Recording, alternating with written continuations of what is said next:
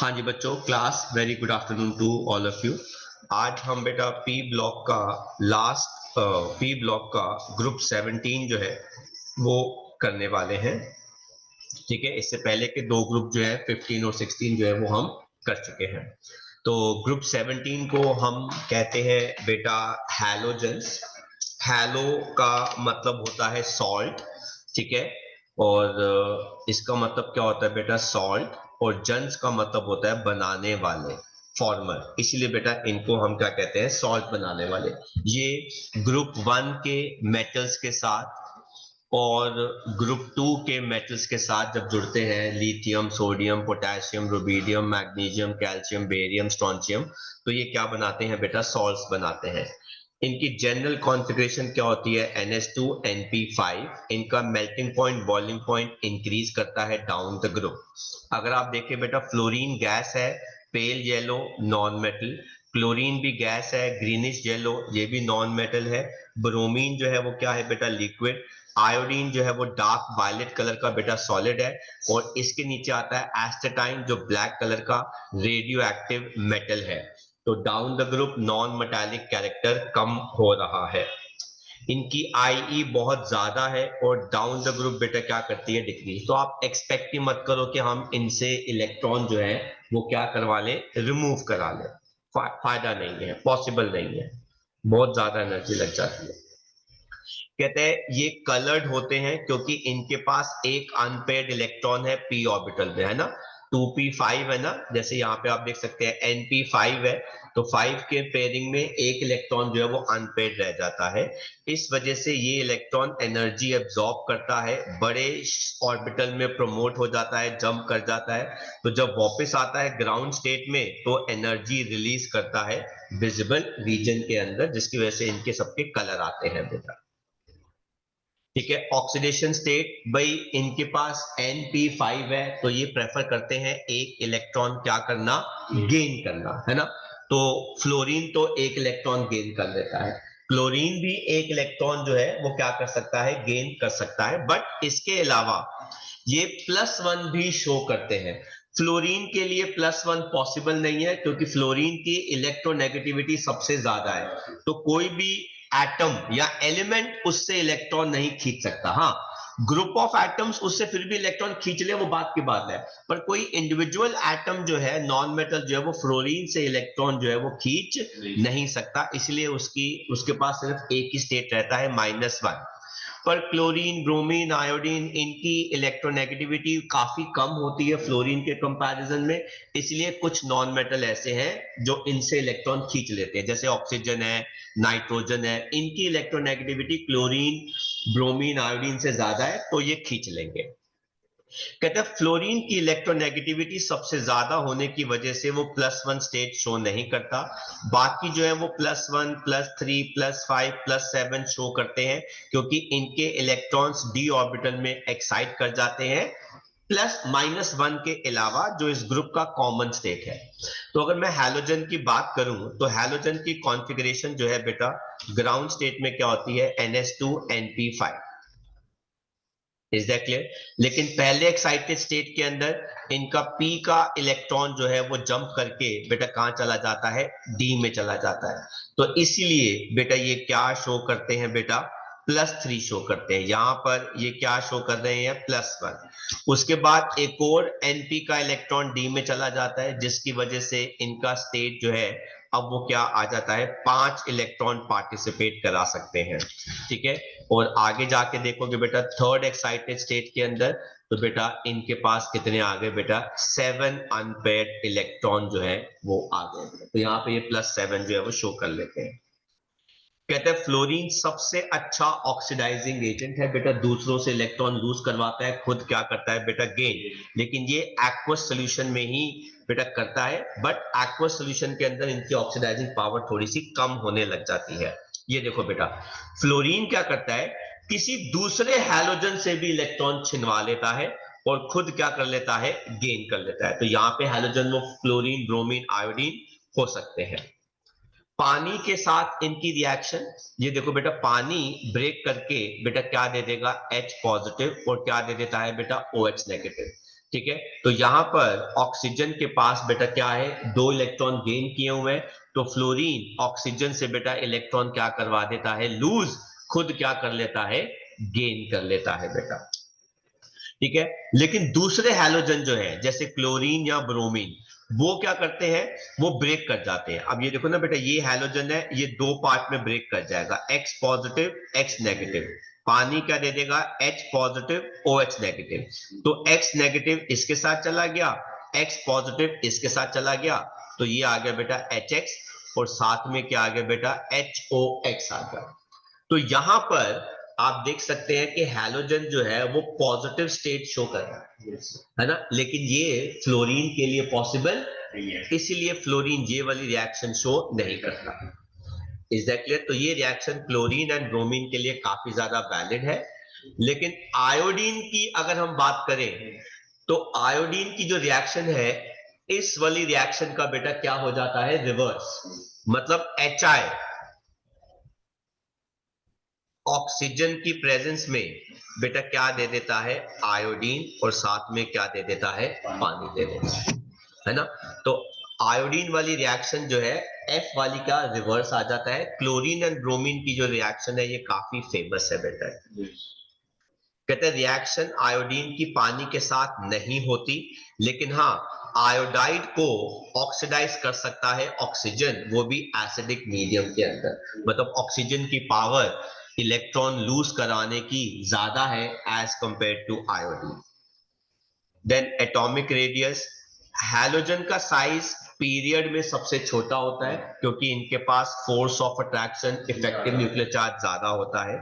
लेकिन down the group size जो होता है बेटा, वो क्या करता है, इंक्रीज, क्योंकि एटॉमिक नंबर जो है वो क्या कर रहा है बेटा, इंक्रीज कर रहा है, शेल बढ़ रहे हैं। इलेक्ट्रोनेगेटिविटी इनकी सबसे ज्यादा होती है, but it decreases down the group, है ना।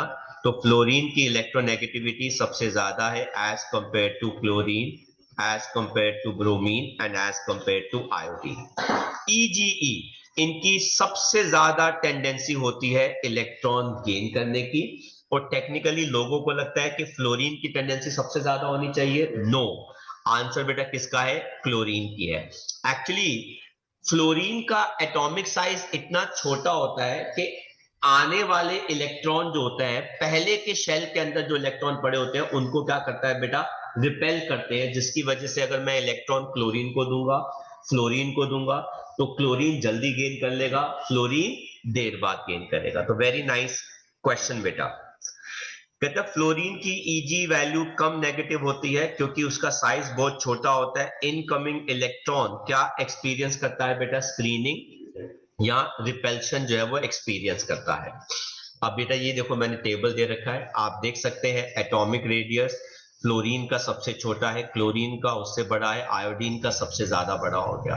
इलेक्ट्रोनेगेटिविटी फ्लोरीन की सबसे ज्यादा है, क्लोरीन की उससे कम है, आयोडीन की उससे कम हो गई बेटा।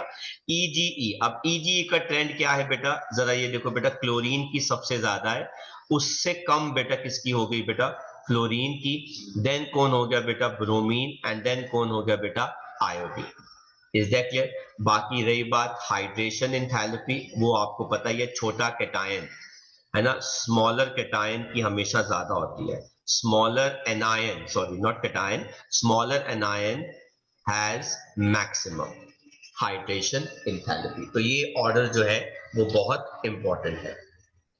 कहते हैं सी इज द ग्रेटेस्ट सोर्स, काफी सारे हैलोजन का कमेंट करना है, क्योंकि सारे chloride, bromide, iodide, potassium, sodium, magnesium, calcium के यहाँ पे मिलते हैं, जिसके अंदर NaCl की मात्रा सबसे ज्यादा होती है 2.5%। तो आप ओशन के पानी को ड्राई करो और जितना मर्जी नमक जो है ऑब्टेन कर सकते हैं। देन ये क्वेश्चन आगे बेटा, ये अच्छे क्वेश्चन है, आप देख लो बेटा, ये वाला क्वेश्चन मैं डिस्कस कर रहा हूं। कहते हैं ऑल्दो EGE फ्लोरीन की कम होती है negative as compare to chlorine, लेकिन फिर भी फ्लोरीन जो है वो अच्छा ऑक्सीडाइजिंग एजेंट है। बेटा ऑक्सीडाइजिंग एजेंट का मतलब होता है E0 वैल्यू, और E0 वैल्यू जो है वो 3 फैक्टर पे डिपेंड करती है। पहला, इंथैल्पी ऑफ एटमाइजेशन। दूसरा फैक्टर किस पे डिपेंड करती है बेटा, इलेक्ट्रॉन गेन इंथैल्पी पे।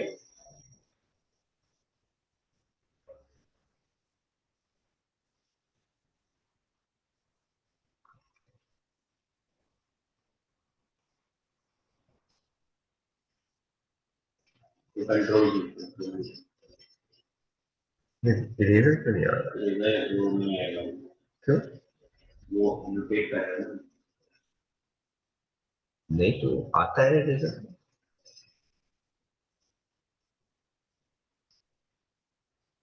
वो नहीं, वो पावर पॉइंट आता है।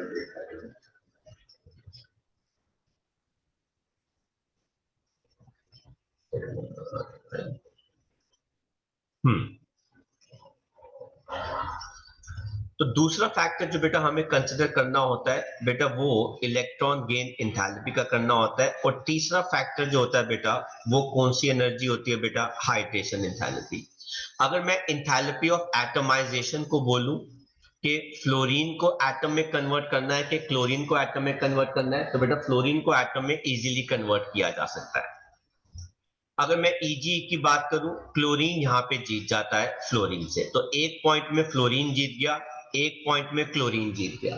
लेकिन दूसरी बात आती है बेटा हाइड्रेशन इंथैल्पी की। हाइड्रेशन इंथैल्पी फ्लोरीन की बहुत ज्यादा होती है, तो फ्लोरीन भी यहाँ पे जीत जाता है। तो दो तीन पॉइंट में से दो पॉइंट में कौन जीत गया बेटा? फ्लोरीन।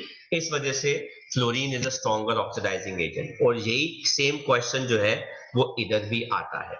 कहता है comparing the bond dissociation enthalpy, EGE hydration enthalpy. ऐसा क्यों है कि ई नॉट वैल्यू ज्यादा पॉजिटिव है ना आर ई के लिए, आरईपी की वैल्यू एफ के लिए ज्यादा है एज कंपेयर टू क्लोरीन। तो बेटा ये तीन फैक्टर्स की वजह से होता है। तो एक पॉइंट में बेटा फ्लोरीन जीतता है, एक पॉइंट में क्लोरीन जीतता है, और तीसरे पॉइंट में भी बेटा कौन जीतता है? फ्लोरीन। जिस वजह से ओवरऑल फ्लोरीन की टेंडेंसी दूसरों से इलेक्ट्रॉन लूज कराने की सबसे ज्यादा मानी जाती है। तो it's a nice question. Then chemical properties, वही बात आ गई, एनोमलस बिहेवियर फ्लोरीन का। मैं पहले भी बोल चुका हूं कि सेकंड पीरियड के एलिमेंट जो है वो बाकी के पीरियड के एलिमेंट से सेम ग्रुप में काफी डिफर करते हैं। क्यों? एक तो इनका साइज जरूरत से ज्यादा ही छोटा है, इनकी इलेक्ट्रोनेगेटिविटी भी बहुत ज्यादा है, बॉन्ड तोड़ने की टेंडेंसी फ्लोरीन की बहुत कम है, जल्दी टूट जाता है बेटा। और फ्लोरीन के पास या सेकंड पीरियड के एलिमेंट के पास डी ऑर्बिटल नहीं होता। इस एनोमलस बिहेवियर की वजह से बेटा फ्लोरीन थोड़ा डिफरेंट होता है बाकियों से। जैसे फ्लोरीन की आईई काफी ज्यादा है, ईजीई कम है, बॉन्ड इंथैल्पी भी ज्यादा है, रेडिया एमपीबीपी जो है वो ज्यादा है हमारी एक्सपेक्टेशन से। सारी रिएक्शंस फ्लोरीन की एक्सोथर्मिक है, मतलब फ्लोरीन फटाफट रिएक्ट करता है, एनर्जी जो है वो क्या करता है? रिलीज करता है।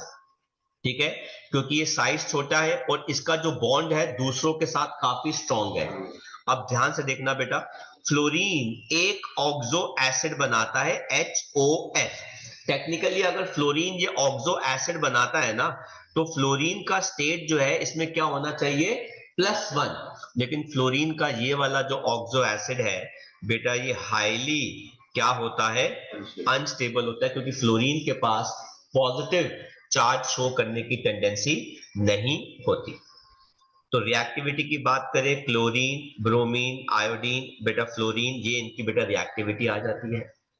हाइड्रोजन के साथ कैसे रिएक्ट करते हैं बेटा? ये वोलेटाइल हाइड्राइड बनाते हैं, मतलब इनके हाइड्राइड वेपर में आराम से कन्वर्ट हो सकते हैं, एक्सेप्ट HF बेटा जो एक्चुअली में लिक्विड होता है। किसकी वजह से? इंटरमॉलिक्यूलर हाइड्रोजन बॉन्डिंग की वजह से। एसिडिक स्ट्रेंथ HI की सबसे ज्यादा है। सर क्यों? बेटा बॉन्ड लेंथ इतनी बड़ी है, तो बॉन्ड टूटेगा तो H पॉजिटिव आराम से दे देगा। कहते हैं सारे एसिड्स H पॉजिटिव दे सकते हैं, HI बॉन्ड सबसे कमजोर है, इसीलिए जल्दी H पॉजिटिव दे सकता है। स्टेबिलिटी HF की सबसे ज्यादा है। क्यों? बॉन्ड लेंथ छोटी है ना, तो बॉन्ड स्ट्रेंथ बेटा क्या हो गई? ज्यादा हो गई, है ना। तो कहते हैं हैलोजन के साथ ये कैसे रिएक्ट करते हैं। अब अगर आप ग्रुप 1 या ग्रुप 2 के मेटल ले रहे हो जिनकी IE कम होती है, जैसे सोडियम, पोटेशियम, मैग्नीशियम, तो ये किस टाइप के हैलाइड्स बनाते हैं? आयनिक।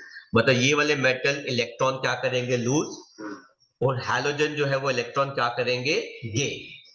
उसमें से भी इनकी टेंडेंसी सबसे अच्छी कंबाइन करने की किसके साथ होती है, फ्लोरीन के साथ। Sodium fluoride, potassium fluoride, magnesium fluoride, है ना, क्योंकि फ्लोरीन की इलेक्ट्रोनेगेटिविटी सबसे ज्यादा है, टेंडेंसी गेन करने की सबसे ज्यादा है। कहते हैं लेकिन अगर मेटल्स की आईई ज्यादा है, जैसे टिन, लेड, एंटीमनी, तो ये इलेक्ट्रॉन लूज करने की बजाय आपस में इलेक्ट्रॉन क्या कर लेते हैं, शेयर। और अगर आप नॉन मेटल्स के साथ, दूसरों के साथ बात करो तो डेफिनेटली कोवैलेंट हैलाइड बनाए। ठीक है। देन आता है रिड्यूसिंग कैरेक्टर, मतलब ease to supply hydrogen, hydrogen देने की टेंडेंसी, है ना। तो बेटा reducing character increases down the group. HF का बॉन्ड लेंथ छोटा है, HI की बॉन्ड लेंथ बड़ी है, तो जल्दी ब्रेक करके बेटा हाइड्रोजन सप्लाई करा सकते हैं। कहता है हैलोजन्स ऑक्सीजन के साथ डायरेक्टली कंबाइन नहीं करते। हालांकि ये पार्ट इतना इंपॉर्टेंट नहीं है, मैंने तो आज तक कभी नहीं देखा कि इसके साथ क्वेश्चन जो है वो आया हुआ हो। हाँ, इनडायरेक्टली आप कंबाइन कर सकते हो, जैसे फ्लोरीन के साथ क्या बनाएगा, ऑक्सीजन डाइफ्लोराइड या डाइऑक्सीजन डाइफ्लोराइड। ये सब स्ट्रॉन्ग फ्लोरिनेटिंग एजेंट है, मतलब दूसरों को फ्लोरीन दे देते हैं। जैसे डाइऑक्सीजन डाइफ्लोराइड प्लूटोनियम को ऑक्सीडाइज करके प्लूटोनियम हेक्साफ्लोराइड बना सकता है, जो हम यूज करते हैं to remove from nuclear fuel. अगर हमें न्यूक्लियर फ्यूल को रिमूव करना है तो इस फॉर्म में करते हैं। क्लोरीन आप देख लो कितने सारे ऑक्साइड बना रहा है, ब्रोमीन आप देख लो कितने सारे ऑक्साइड बना रहा है, आयोडीन आप देख लो कितने सारे ऑक्साइड बना रहे हैं। सब के सब बेटा ब्लीचिंग एजेंट है। क्लोरीन वाला जो ClO2 है वो पानी को साफ करने में, स्विमिंग पूल को साफ करने में पानी में काम आता है बेटा। सब के सब पावरफुल ऑक्सीडाइजिंग एजेंट है, दूसरों से इलेक्ट्रॉन लूज कराएंगे ताकि खुद इलेक्ट्रॉन क्या कर ले, गेन। सब इनसॉल्युबल सॉलिड है, ये हीट करने पर डिकम्पोज कर जाते हैं।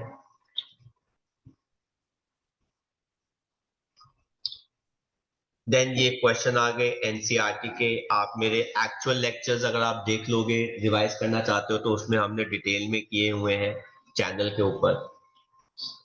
देन हम बात करते हैं बेटा क्लोरीन की।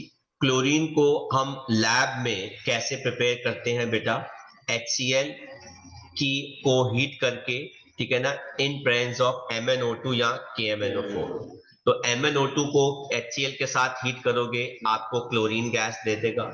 आप फर्दर उसको हीट करोगे, आपको और क्लोरीन गैस मिल जाएगी। KMnO4 को HCl से रिएक्ट करोगे, क्लोरीन गैस मिल जाती है। Manufacturing of chlorine, electrolytic process. अगर आप नमक को पानी में मिक्स करके बेटा इलेक्ट्रिक करंट पास करते हो तो बेटा आपको क्लोरीन, है ना। तो इस प्रोसेस को हमने छोटी क्लास में पढ़ा था बेटा, क्लोर एल्कली प्रोसेस। ये एक अच्छा तरीका होता है बेटा क्लोरीन और हाइड्रोजन गैस ऑब्टेन करने का। डेकन्स प्रोसेस, ये भी रिएक्शन इंपॉर्टेंट है बेटा। आप HCl को ऑक्सीडाइज करो कॉपर क्लोराइड की प्रेजेंस में, तो आपको वो क्लोरीन गैस दे देगा। ये ग्रीनिश येलो कलर की गैस है, इसकी भी स्मेल गंदी है, सफोकेटिंग ओडर है, पानी में सॉल्युबल है, ये काफी ज्यादा हैवी होती है एयर से, और इसका बॉइलिंग पॉइंट जो है वो कितना है, 239। तो क्लोरीन कैसे रिएक्ट करता है एलिमेंट्स के साथ, मेटल क्लोराइड बनाएगा, aluminium chloride, ferric chloride, sodium chloride, disulphur dichloride, phosphorus trichloride. Hydrogen के साथ HCl, और अगर H2S के साथ करोगे तो HCl एंड सल्फर, है ना। टर्पेंटाइन ऑयल, इसे क्या कहते हैं, टर्पेंटाइन ऑयल, है ना। तो उसके साथ बेटा क्या दे देगा, HCl एंड कार्बन दे देगा। अमोनिया के साथ बेटा इसकी दोनों रिएक्शन इंपॉर्टेंट है। एक्सेस अमोनिया के साथ ये अमोनियम क्लोराइड और बेटा क्या देता है, नाइट्रोजन गैस। और एक्सेस क्लोरीन में बेटा ये क्या दे देता है, नाइट्रोजन ट्राइक्लोराइड, जो एक अनस्टेबल मॉलिक्यूल है। सर ये अनस्टेबल क्यों है, छोटे से नाइट्रोजन के आगे पीछे इतने बड़े बड़े क्लोरीन एटम आएंगे तो मॉलिक्यूल की स्टेरिक इंडेक्स बदल जाती है और वो क्या हो जाता है, अनस्टेबल हो जाता है। मार्क कर लो बेटा इन रिएक्शंस को, इंपॉर्टेंट। सॉरी। 4 वाली बेटा। Okay.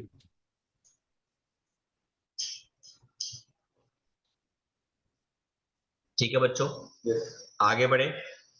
Yes sir. Reaction basis के साथ मार्क करो, वेरी वेरी इंपॉर्टेंट। अगर आप ठंडे NaOH के साथ इसको रिएक्ट कराते हैं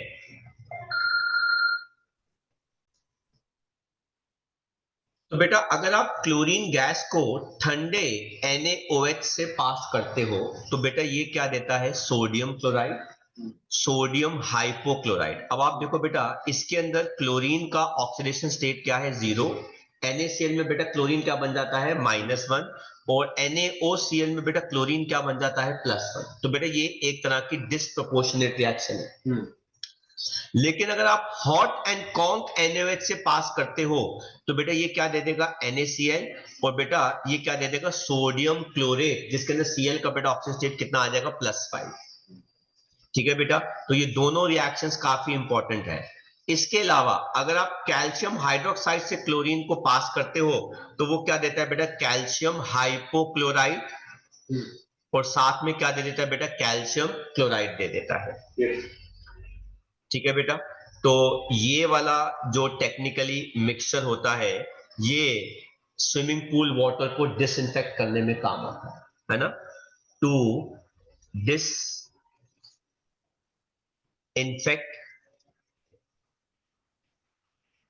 swimming pool water.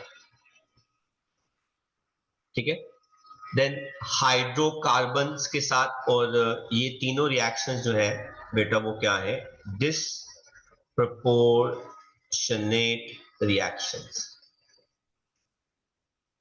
Reactions hydrocarbon के साथ, मीथेन को आप क्लोरीन के साथ करोगे तो क्लोरोमीथेन दे देता है, दिस इज सब्स्टिट्यूशन रिएक्शन, है ना। ये हो गया फ्री रैडिकल सब्स्टिट्यूशन। ये होती है बेटा क्लोरीनेशन। इसके अंदर बेटा हमने क्लोरीन ऐड कर दिया क्योंकि इथीन के अंदर बेटा कार्बन और कार्बन का डबल बॉन्ड होता है, तो क्लोरीन हम इसके अंदर क्या कर देते हैं, ऐड कर देते हैं। ब्लीचिंग एक्शन क्लोरीन का बेटा क्या होता है, वही मैंने बताया बेटा। अब आप क्लोरीन को जब आप रिएक्ट कराते हो पानी के साथ, है ना, तो बेटा ये क्या देता है, HCl, और बाद में क्या देता है बेटा, HOCl।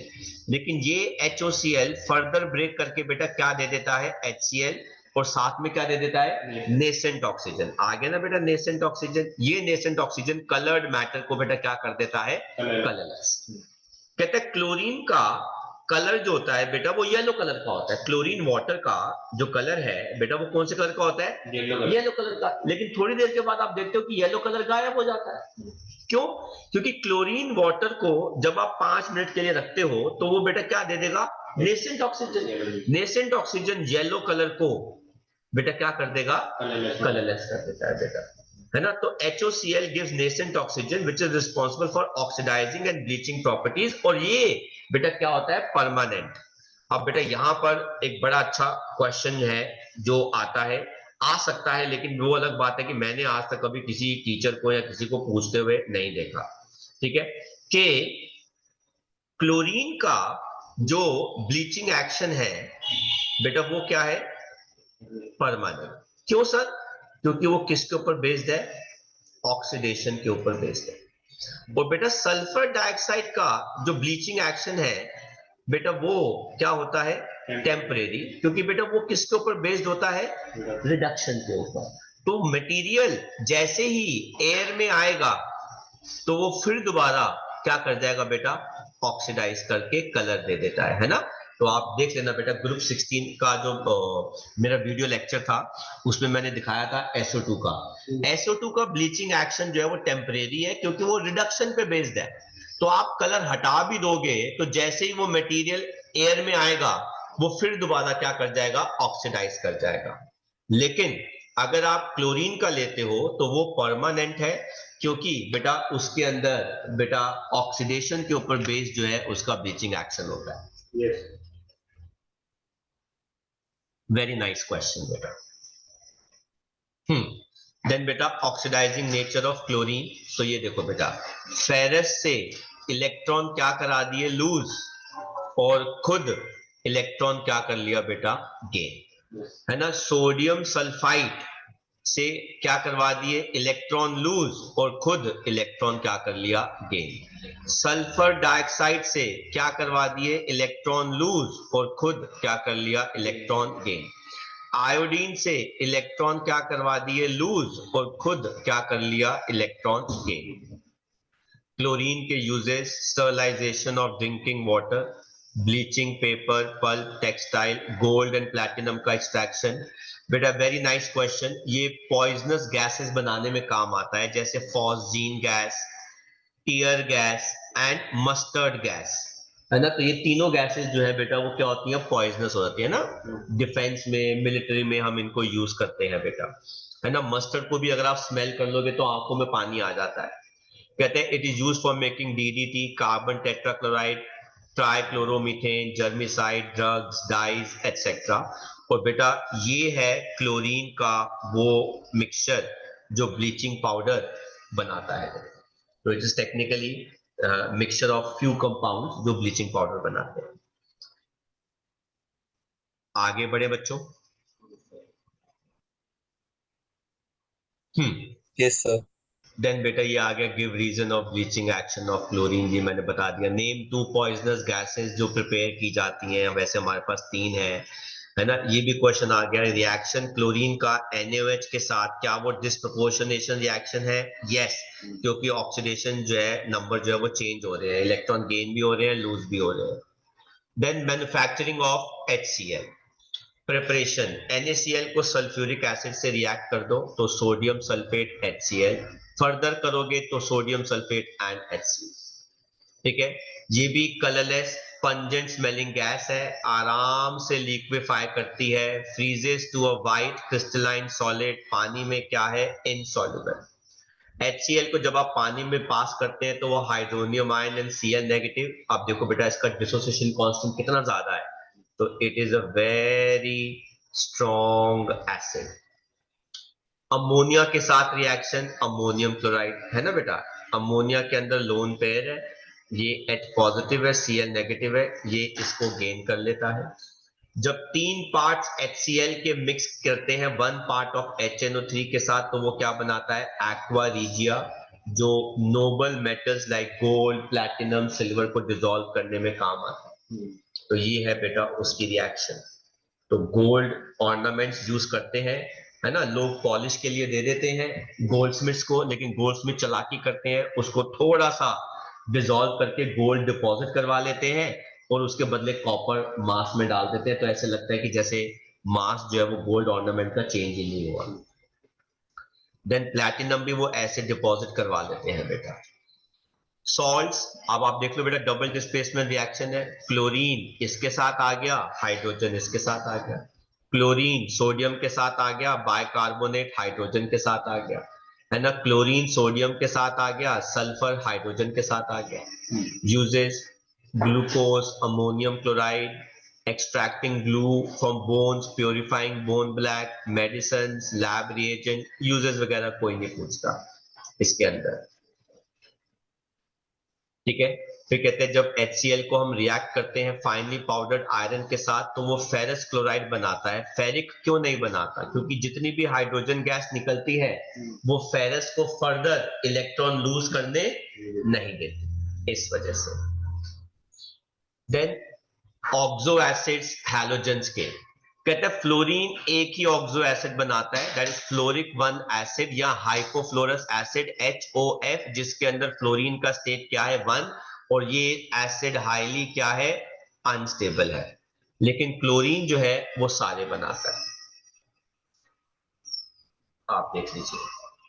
तो क्लोरीन सारे एसिड्स बनाता है। इन सारे एसिड्स के अंदर देखो क्लोरीन का स्टेट कितना है, +1, कितना है, +3, कितना है, +5, कितना है, +7।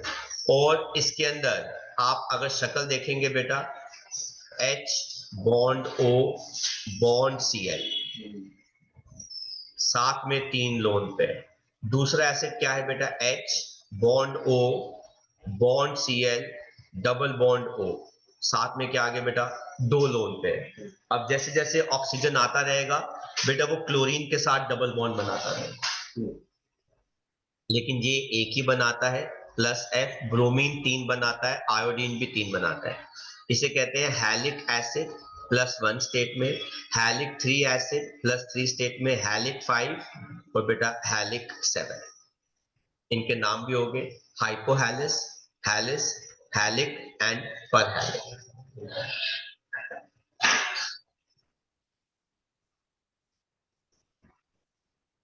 All okay?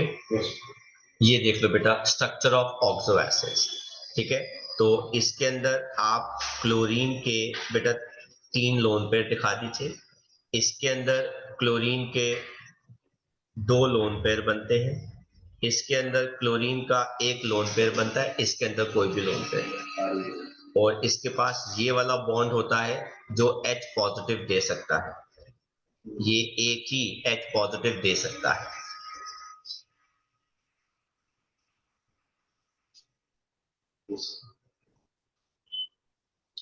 देन आता है बेटा एसिड स्ट्रेंथ और ऑक्सीडाइजिंग पावर।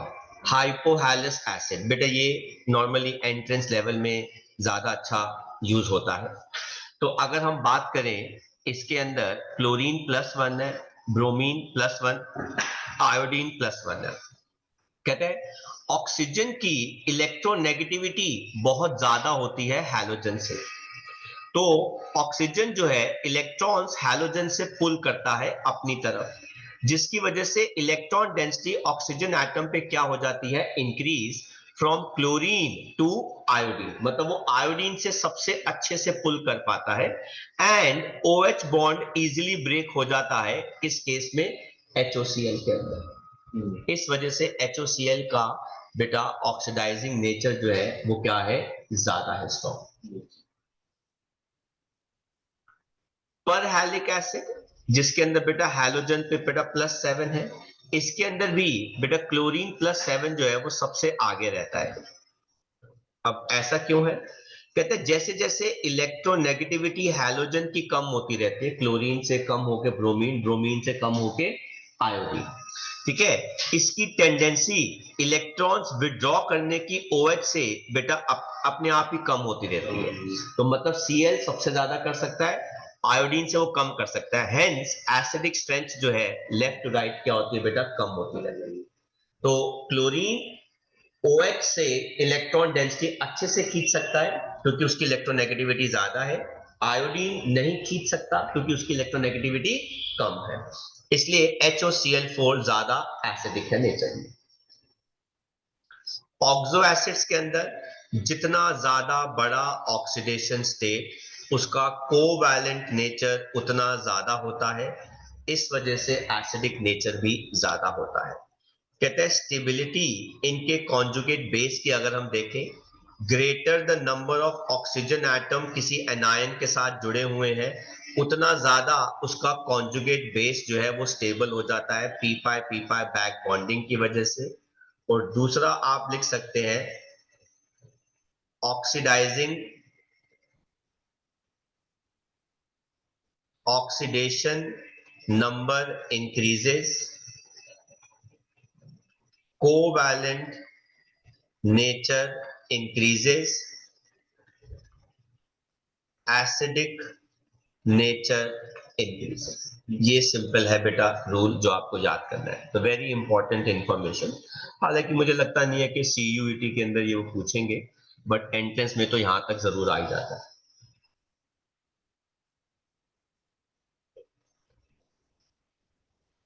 देन बेटा इंटर हैलोजन कंपाउंड, अगर P ब्लॉक से क्वेश्चन आने के चांसेस है वो भी ग्रुप 17, तो बेटा इंटर हैलोजन कंपाउंड तो वो पूछ सकते हैं।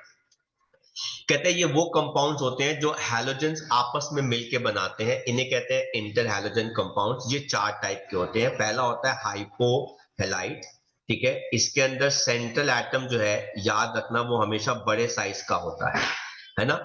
तो जो सेंट्रल हैलोजन जो है वो हमेशा बड़े साइज वाला होगा। सराउंडिंग में जो है छोटे हैलोजन जो है वो आते हैं बेटा। ठीक है, ये sp3 हाइब्रिडाइज्ड है सर, क्यों? 3 lone pair, 1 bond pair. Then आ गया बेटा AX3, इसमें क्या है बेटा? 2 लोन पेयर, 3 बॉन्ड पेयर, इसलिए हाइब्रिडाइजेशन क्या हो गई? sp3d। देन आ गया बेटा हैलेट, इसके अंदर 1 लोन पेयर साथ में 5 बॉन्ड पेयर, तो हाइब्रिडाइजेशन क्या होगी? sp3d। और इसके अंदर बेटा क्या है? 7 बॉन्ड पेयर है, तो हाइब्रिडेशन इज sp3d3, राइट। तो ये हो गया बेटा इंटर हैलोजन कंपाउंड। कैसे बनते हैं? हैलोजन को आपस में डायरेक्टली कंबाइन करते हैं, क्लोरीन को फ्लोरीन के साथ, एक्सेस क्लोरीन के साथ, आयोडीन के साथ, एक्सेस क्लोरीन के साथ, एंड सो ऑन। इनमें से कोई भी रिएक्शन जो है वो नहीं पूछी जाती, राइट बच्चे? देन कैरेक्टरिस्टिक्स, सारे के सारे इंटर हैलोजन कंपाउंड्स में इलेक्ट्रॉन क्या होती है बेटा? शेयरिंग। वेरी इंपॉर्टेंट, ये है बेटा वो वर्ड। कहते हैं इंटर हैलोजन कंपाउंड जो होते हैं वो ज्यादा रिएक्टिव होते हैं।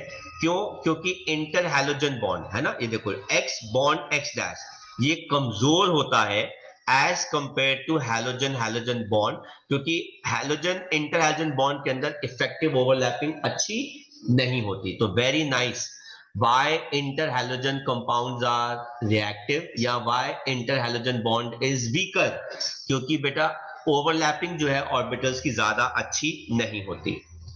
ये सब के सब अच्छे ऑक्सीडाइजिंग एजेंट है बेटा। मेल्टिंग पॉइंट, बॉइलिंग पॉइंट इनका ज्यादा होता है। इनकी इलेक्ट्रोनेगेटिविटी में डिफरेंस अगर ज्यादा होगा तो एमपीबीपी ज्यादा होगा, अदरवाइज नहीं।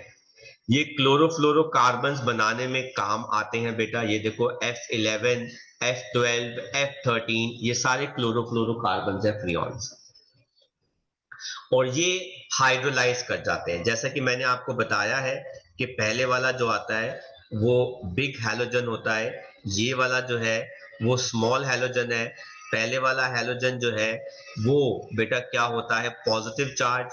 छोटा वाला हैलोजन है वो नेगेटिव चार्ज है, इस वजह से पानी ब्रेक करता है, H पॉजिटिव OH नेगेटिव। तो नेगेटिव वाला हैलोजन यहाँ चला जाता है, पॉजिटिव वाला हैलोजन OH के साथ चला जाता है। यूरेनियम को इनरिच करने में भी इंटर हैलोजन कंपाउंड्स काफी इंपॉर्टेंट होते हैं। यूरेनियम बेटा न्यूक्लियर फ्यूल है, इनरिच करने से यूरेनियम की रिएक्टिविटी बढ़ जाती है, अच्छे से वो एनर्जी लिबरेट करता है। फिर आता है बेटा discuss molecular shape of BrF3। अब आप देखो ना, हैलोजन, हैलोजन क्या होता है बेटा? Br। हैलोजन के पास बेटा कितने लोन पेयर होते हैं? 3 लोन पेयर और एक अनपेयर्ड इलेक्ट्रॉन, मतलब टोटल 7 इलेक्ट्रॉन्स हो गए। अब फ्लोरीन है, फ्लोरीन हमेशा सिंगल बॉन्ड बनाएगा। अगर आप सिंगल बॉन्ड बना रहे हो और आपके पास 3 बॉन्ड बन रहे हैं, मतलब आपके पास क्या आ गया? 2 लोन पेयर और आपके पास 3 बॉन्ड आ गए, तो आपकी हाइब्रिडाइजेशन क्या हो जाएगी? sp3d2। तो आपकी जो है शेप बेटा क्या आती है? Trigonal bipyramidal. लेकिन सिंस लोन पेयर आ गया तो बेटा इसकी ज्योमेट्री बदल जाती है। तो अब इसकी ज्योमेट्री क्या आ जाएगी बेटा? वो आ जाती है टी शेप। तो शेप अलग होती है और ज्योमेट्री जो है वो अलग होती है, तो ये आ जाती है बेटा टी शेप। फिर sp3d2, sp3d 5 है ना इसके अंदर, 3 बॉन्ड पेयर और 2 लोन पेयर हो गए, तो इसकी शेप क्या आ जाती है बेटा? तो शेप इज दिस, पर इसकी ज्योमेट्री क्या आ जाती है बेटा? T shape.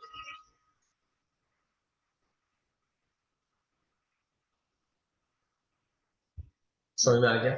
तो यहां पर हमारा